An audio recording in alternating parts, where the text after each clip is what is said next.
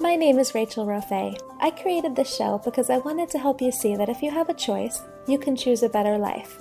If you're listening to this podcast, you're in a pretty fortunate position. You have free will, ability to connect to the internet, and access to all kinds of new education. This podcast is meant to help you make the most of your good fortune. We talk with all kinds of people here from all walks of life because I want you to see that no matter what your situation, there's always a way to create a life that you're proud of. Hello! Today's episode is all about how to have difficult conversations with other people.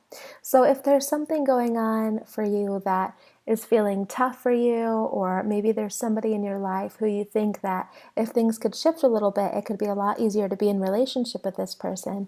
This episode is just going to go over how to structure conversations. I'm going to give you some examples of templates that I've given friends to use, and just different ways where you can feel better about things that you're dealing with. This is something, for some reason, has always come kind of naturally really easy to me. That's why I have these templates to even give you. I guess if you look at like my Strength Finders, I took that Strength Finders quiz that tells you what your greatest characteristics are.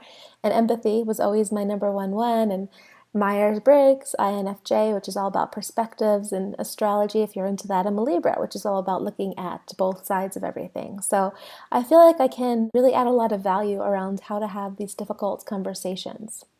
So I'm going to go through, I'm going to tell you how to structure out the conversations.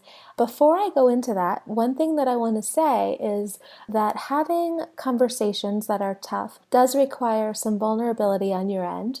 And it also requires you to just realize that, people a lot of times are stronger than we give them credit for.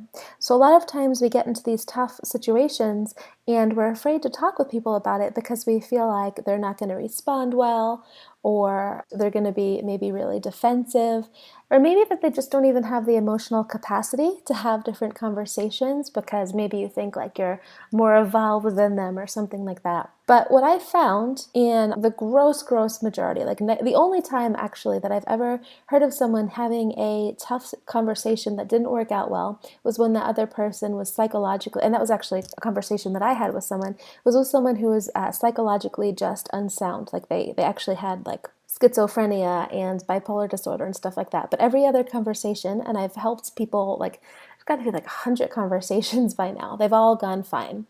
So just know in advance that when you're talking with people, think about how people are stronger than we give them credit for. So just think about seeing them in their best light. I mean, the option is either to do that or to not have a conversation at all, which is either going to be you're just going to have to accept whatever is going on, or just be committed to your misery, which really doesn't do anybody any favors. So again, these conversations, unless there's like some kind of psychiatric thing, usually go really well. But for some reason, if it doesn't go well, at the end of the podcast, I'm going to go over some things that you can do in that case, just so that you have the worst case scenario planned out for. Let's go into how I structure out the difficult conversations, and then I'll just give you a few different templates for all kinds of different situations. So you can have the situations in person. Email might also be easier for you. I know for me, I like to do email because I like to write, but sometimes, like for more important conversations, I'll do the in-person. So here's how to structure them. The first thing is just to start the conversation with some honesty. So let people know that you've been wanting to bring something up, but you've been feeling a little bit scared to do it. You don't want you don't want to make anybody uncomfortable. You're scared to be vulnerable. It's just tough for you. Just let people know exactly where you are, because when you do this, people will usually then feel appreciated. I mean, vulnerability always helps people just feel like a closer connection, and they're going to feel appreciated that you're being honest with them.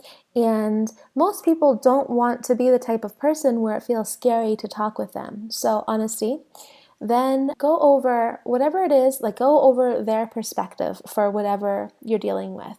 So if you operate with the belief that everyone's operating with the best that they have, the best that they know how to operate, people are doing the best that they can.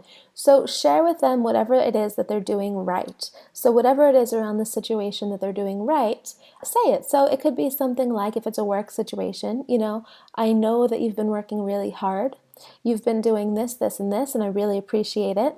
Or here are some of the ways that you've been showing me that you love me, X, X, and X, and I really appreciate it.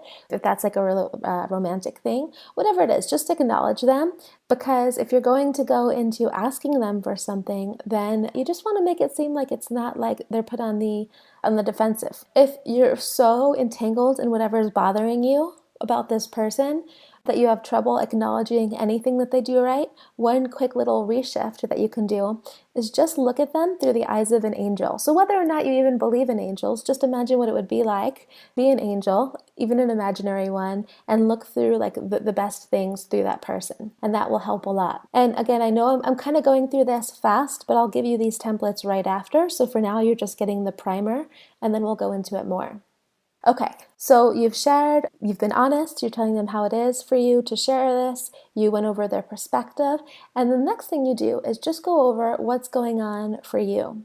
So you could say something like, as much as you've been doing, like even though you've been doing all these things, which I so appreciate, I've been feeling a little unsupported this way, or I feel a little scared this way, or whatever it is going on. Just talk about how you feel when something happens. And then the next step is you look for a win-win together. So ask, do you think that there's a way that we can work this in just a way that feels really good for both of us? So make sure when you do this that you acknowledge that their happiness is important too, and talk about what you think that they want, and invite them to let you know if that's not the case. For example, actually, even before I go into an example, I find that a lot of times if something isn't a win for one person, like one person isn't feeling good about something, often the other person isn't feeling good about it either, even if we think that they are.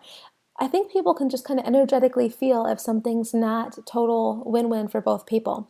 So an example is with my event, a Better Life event. I originally had my event planned for August 30th.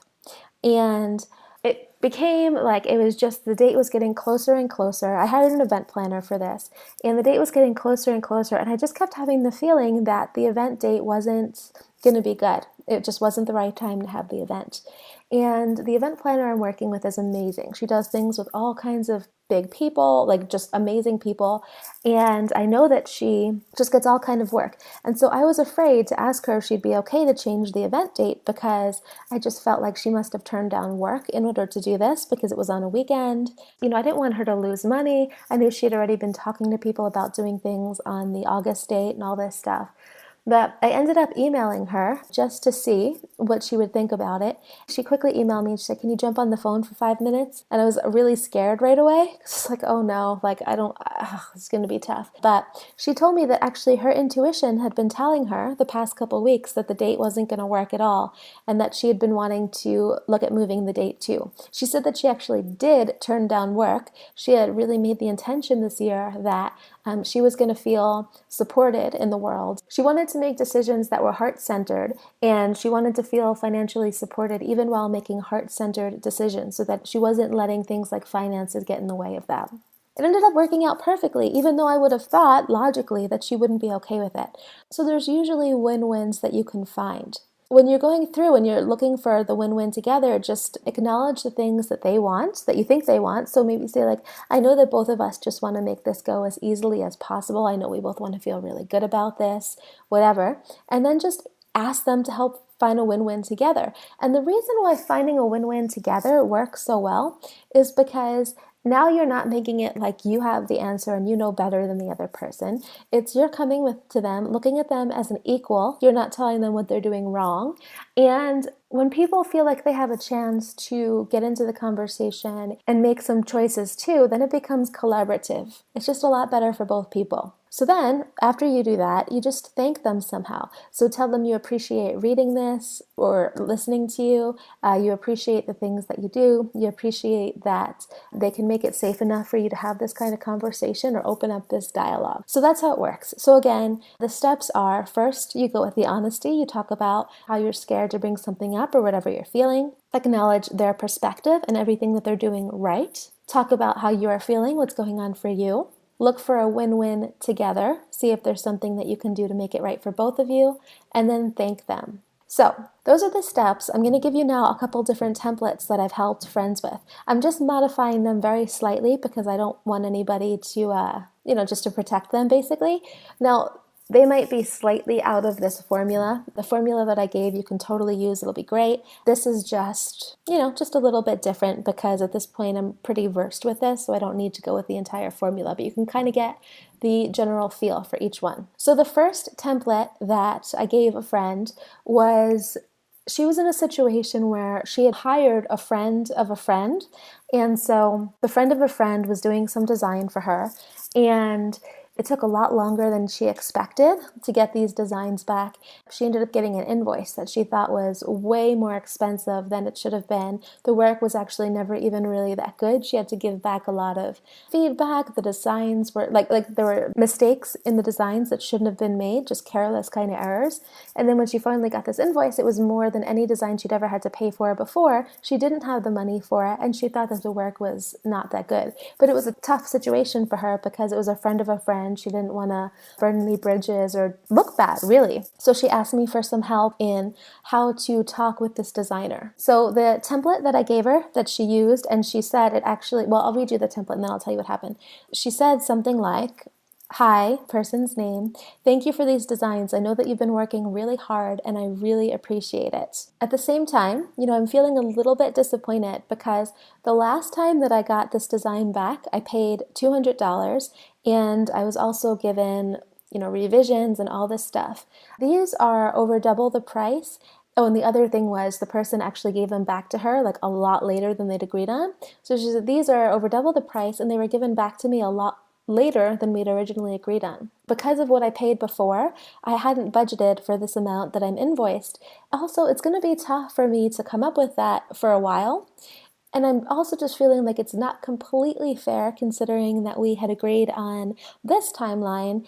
I'm sure that the invoice reflects revising some of the mistakes that really shouldn't have been made. So I know you worked really, really hard on this, and I do believe that you should be paid for your work. Also just feeling a bit awkward because this price feels really out of left field for me. Do you think that there's a way that we can figure out a payment that feels fair to both of us? I really like you. I know you worked really hard, and I'd love to find a solution that feels great for both of us. So I'd love to hear your thoughts. She sent that email and the person wrote back immediately. She said she totally got it. She charged way less. She cut off, she ended up charging her the price that my friend normally paid. So it ended up being like a $300 off, and they left on really great terms. So that was how that one worked. Okay, this next one was for a relationship. And so basically I had a friend who and her boyfriend had originally talked about how they didn't want to have kids. And that was what they had been talking about for, I don't know, about a year at that point. They were both kind of decided that that's what it was. And then she was kind of starting to think again about how maybe she did want to have kids, but she was scared to bring it up with him because they were starting to have a really good relationship again, because for a while they'd gone through a period of heaviness. And she just didn't want to, what's the term? Muddy the waters or whatever. So the template that we came up for this was, said something like, "Babe, there's something that's been on my mind a lot that I could really use your help with. Do you think you could help when you have a few minutes to talk?" So for this, it was a little different because I was using the relationship thing where I feel like men love to be heroes. And so when you can ask for their help, a lot of times it works really well. So if you're a woman listening to this, something to consider. When they started talking, she said something like, "I love you so much, and I've been so happy with how we've been lately. Things have been feeling so much fun again, and it's been feeling really great. Thank you so much for that. At the same time, I've been noticing how I'm hiding a piece of myself from you because I don't want to upset you. Because I want us to have the best relationship possible and I don't want to keep anything from you, I was hoping I could share it with you now, even though it's really scary for me. Do you think that I could just talk for a few minutes and just if you could listen, maybe without judgment for a few minutes, so I can just feel safe to share this scary part of myself? Would that be okay with you?" Then he said yes. She said, "Thank you so much. It's been really scary to bring this up. What I've been terrified to share is that even though I know we made a decision on this a while ago, I've been so confused lately about having children. I've been feeling so mixed about it. And I'm having a hard time even thinking lately about it because I just don't want to disappoint you, and this thing it keeps nagging at me. I know we made our decision, and at the same time, it just keeps coming up in my mind.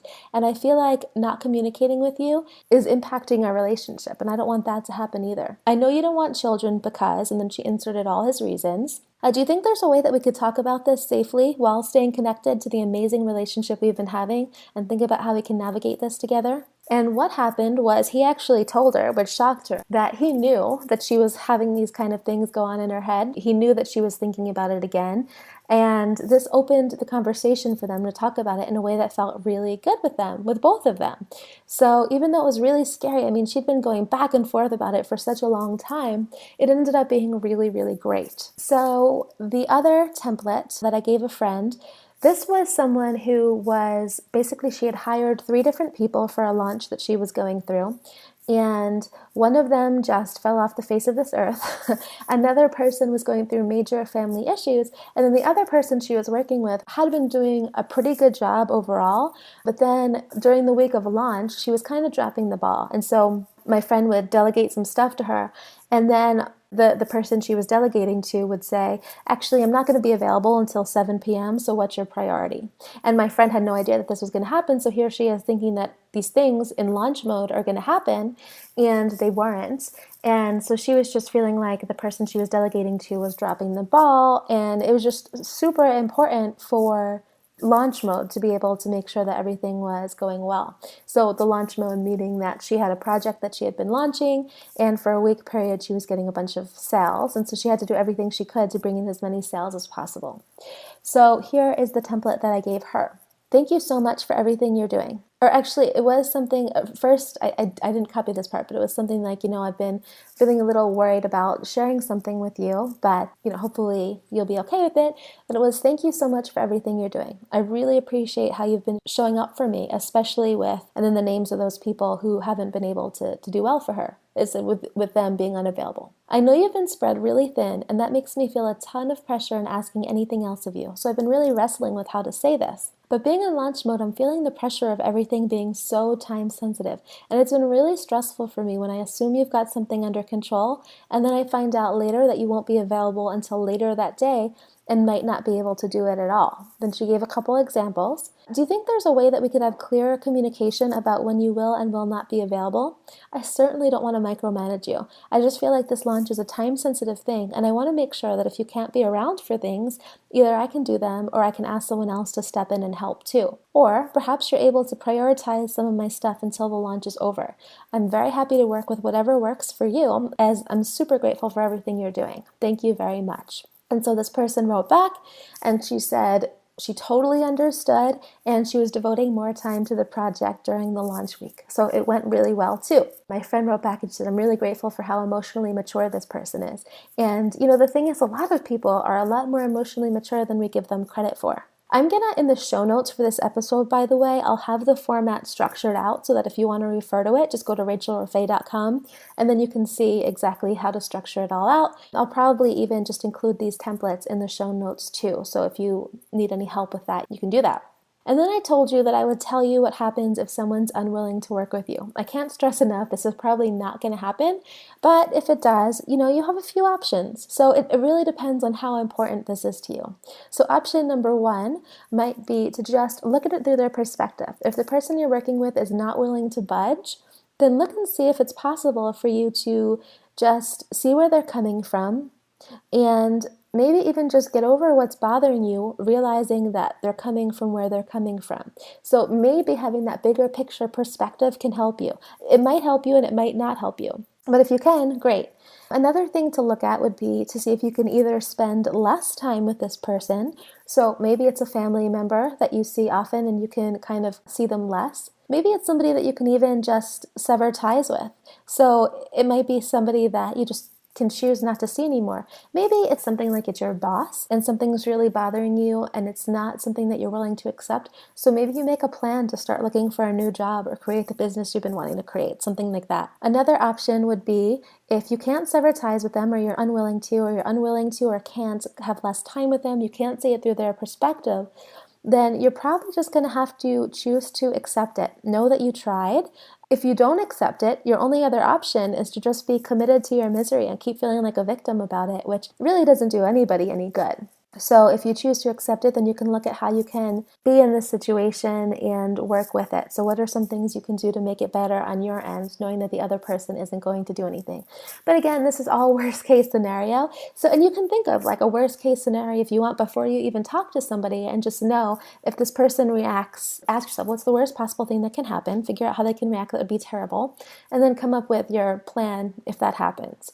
But then also realize the best thing that could be happening is that you end up feeling much better, and that they feel better, they feel closer with you, and you both end up working towards something that feels way, way better for both of you. So I hope that this helps. Again, there will be show notes that go over a lot of this stuff, because I know there was a lot that we went over here. And thank you so much for listening. As always, I would love to hear what you would think about this episode. Please leave me a comment, leave a review on iTunes. And if you have any requests for other episodes, then please leave a request on the blog, rachelroffe.com, so that I can see them and start making more episodes that I know everyone will love.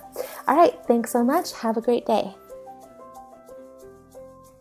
Thank you so much for listening to A Better Life. You can find all show notes for this episode at rachelroffe.com. If you enjoyed this episode, subscribe so you can automatically get access to all new shows. Let's also connect. Just go onto Twitter, Facebook, or Instagram /RachelRoffe, and we can talk there. The opinions of all guests here are their own, and I'm not necessarily endorsing any of them. I do want to give you perspective though. And always remember, if you have a choice, choose a better life.